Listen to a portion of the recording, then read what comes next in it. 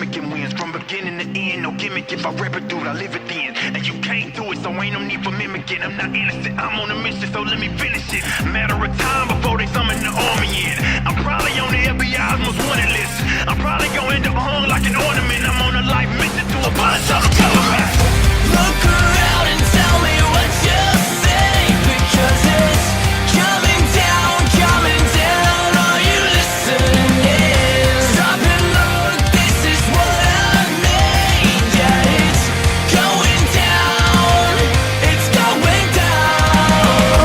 Open your eyes, the state you're in is a state of mind. Freedom disguise, the state you're in is a state of mind.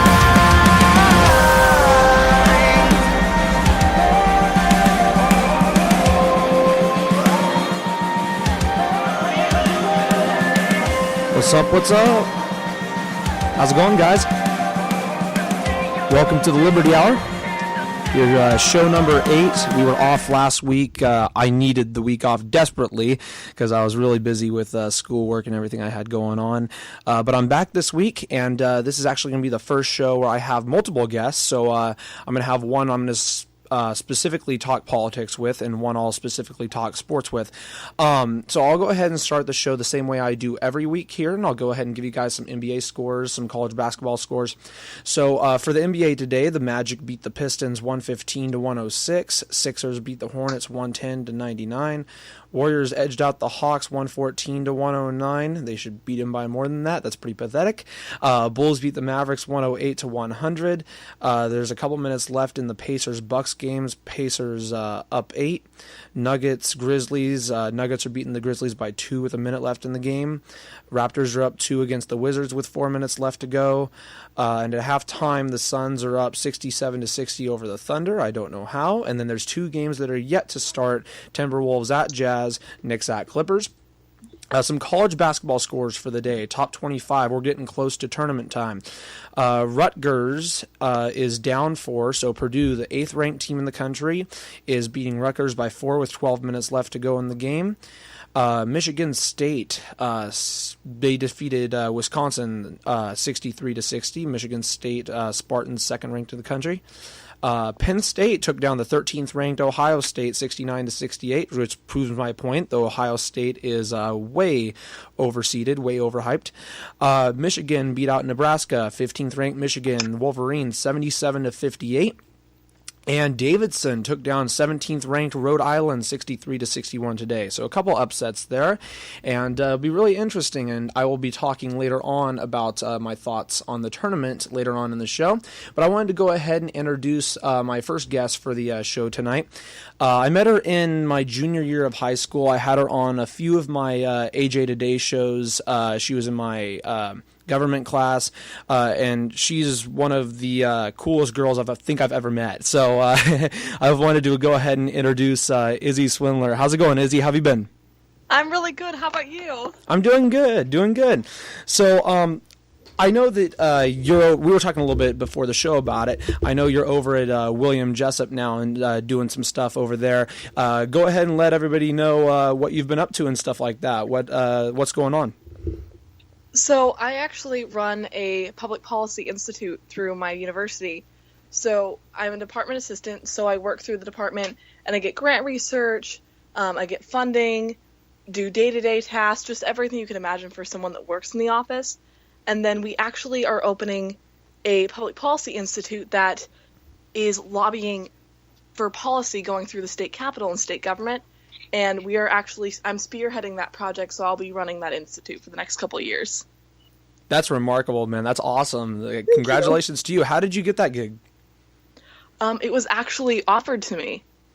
I was just doing my day-to-day life in the public policy department, just being a student, and the dean walked up to me and asked if I'd be interested in the job.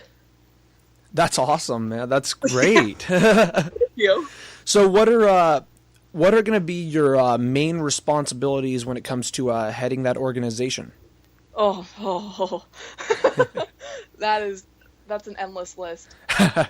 So actually, this week I will be going to a council meeting in the state capitol, asking for funding and talking about recent policy issues and how our university stands on that, and how a lot of people in Placer County stand on those decisions and policy issues.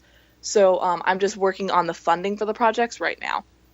But Cool. but once we get the funding, I'll be helping run the programs and helping decide what policies we cover and submitting our opinions to the state capitol. How many people are helping you with the organization? How many people are in the organization that you had? There's about 50 people I contact every week. Yeah, you're a busy person. just a little bit. And how many classes are you taking right now, too? So you obviously, because that's not the only thing, how many classes are you taking to go along with your main project? I'm doing a 16-unit semester. That is crazy. So you going 4 or 5 days a week?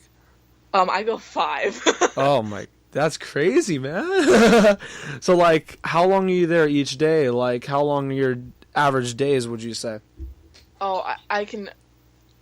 On average, technically, my schedule says that I'll be at school from like 9 or 11 o'clock till about 5 or 6. I think I tend to leave campus around 10 o'clock at night most days. Oh my god. Damn. That's crazy.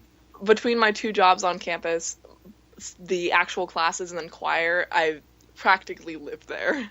Oh, that's cool. I didn't see. I knew you obviously did choir at Lincoln High. I didn't know you were doing it at Jessup. That's cool. Yeah. I was gonna ask you because I know that you went to Sierra before you went to Jessup.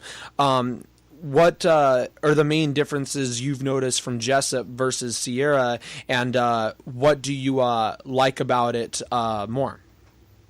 Oh, I would definitely say it's the social climate that I noticed the most difference about. And I wouldn't even say it's necessarily the politics, because Sierra College is still in Placer County. It's still relatively conservative, and William Jessup being William Jessup is. I want to believe that, but man, there's some. I don't know, man. No. You would think that. Yeah. But you might as well be in San Fran. Oh yeah, no. I remember in public policy classes at Sierra College, there were times when I was beating my head up against a wall. Absolutely. Ironically, I think like the only main conservative professor I've had was my political science teacher. Ironically, like I think the professors, it's complete left leaning. Absolutely. And that's at most colleges you go to, unless it's a private university, and even then it can be pretty left leaning. Yeah. I mean, that's kind of what I hate to say it, but I mean, when you're getting education, that's kind of what you sign up for. You go in there expecting that you're going to have people that you're going to disagree with, and that, you're going to have to challenge, and you just hope that they're welcome for you to challenge them. Yeah, and that's probably that was my biggest problem with Sierra. Was, I mean, you and I've told you this story before, that I left Sierra because the professor told me if I ever spoke again, I would fail the class. So I grabbed my bags and I left the class that day. And I never went back. And that's crazy, knowing, like you were just saying, that we're in Placer County, and it's supposed to be a more, conservative-based place. And the thing is, they think that they're standing up for, regardless of what it's about, they think they're standing up for, freedoms for, like, minorities, or they think they're standing up for, good values, when in reality, they're being complete and utter fascists themselves. I agree, and I'm one of those people that whether or not I disagree with you is irrelevant or agree with you is irrelevant. Discussion and deliberation are such important virtues in this country, and I think that is something we are losing drastically, and it's scary to me. Well, and it's only getting worse on many fronts. I mean, I have multiple of my friends and people that are acquaintances of mine that I know have lost followers just because of their viewpoints on, Twitter or Facebook, whatever. It was someplace I want to say in Canada. I don't remember what university it was. There was some speech or some thing going on earlier this week, and somebody was talking about the biological differences between men and women, and there were multiple people in the room that got up and left, and some tried to destroy the sound system so that they could shut up the woman who was talking, and I believe they were successful in at least a part of that front, and police luckily were there and detained them and stuff like that. And it's just crazy. And that's not even our country. And that's the thing. Canada is actually probably a little bit worse than the U.S. right now, which is really scary.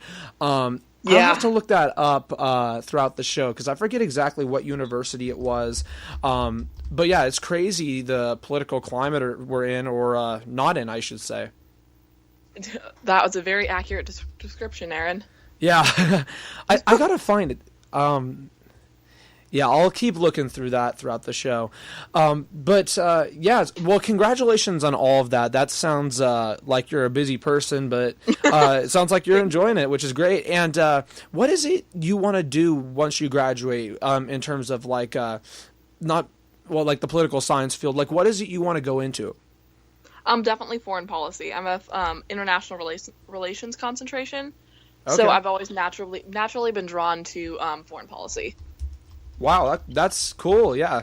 So you're going to try to enter something then, like the government, to be involved with that? Yeah, absolutely. Okay, cool. That's congratulations, and I hopefully everything goes well for you there. Thank you. All right, cool. So I wanted to go ahead and get in to some news.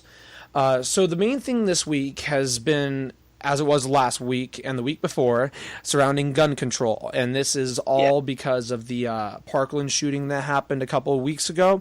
And there was also a shooting in Kentucky last week, a school shooting where I believe 2 were killed and 12 were injured.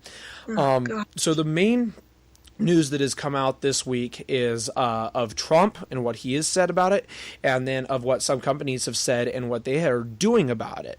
So this is a story that I saw in the New York Times earlier this week. The Kroger company will stop selling guns to customers under the age of 21, the grocery store chain said Thursday, joining 2 other major retailers who have raised age limits over last month's school shooting in Florida. Kroger sells guns at 43 of its 133 Fred Meyer locations in Alaska, Idaho, Oregon, and Washington. It said that in those stores, customers would not be able to buy either guns or ammunition until undergoing a background check that would verify their age. This also joins companies such as Walmart and Dick's Sporting Goods, who on Wednesday announced that they would raise the age limit to gun sales to 21. Dick's also said that it would immediately end sales of assault-style rifles and high-capacity magazines, while Walmart said it would no longer sell items resembling assault-style rifles, even including air guns and toys. Walmart also noted in a news release that it had discontinued the sale of high-powered rifles, including AR-15s, in its stores in the U.S. in 2015. Now, there's a lot more to this story that I'll get into in a second in terms of stories. Overall, in terms of the businesses and what they're doing on it, and this isn't the only thing, there's many businesses who have are partnered, or at least partnered in some way with the NRA, who have discontinued their partnership with them. Overall, on all of these issues and concerning gun control and what businesses are doing about it, what are your thoughts on all of this? It's...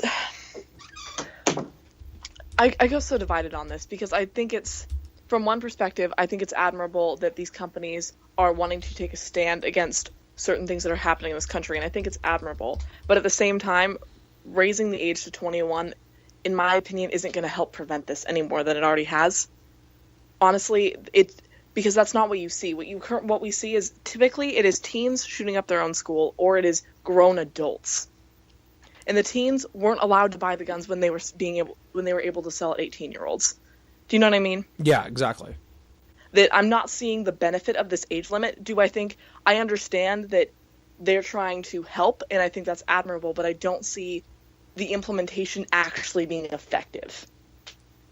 No, I hear you there. And to piggyback off that the thing is, you can set the age limit to whatever you want on anything. People who are still underage are going to find a way to get it. It's the same thing with alcohol. It's the same thing with drugs. And just because I'm saying that doesn't mean I'm promoting the usage of drugs or alcohol for people who are, quote, underage. But what it just means is that the law isn't working. Therefore, you actually have to look at it from another perspective versus than just saying security is going to be the best way when it comes to that. And my personal opinion on the whole thing is there needs to be education when it comes to schools, when it comes to guns and everything like that, because you don't see that. You don't see that at all. And that's something I think that should get talked about that never gets talked about in schools. We'll be right back for part 2 with you guys. I have to end part 1. We'll be right back.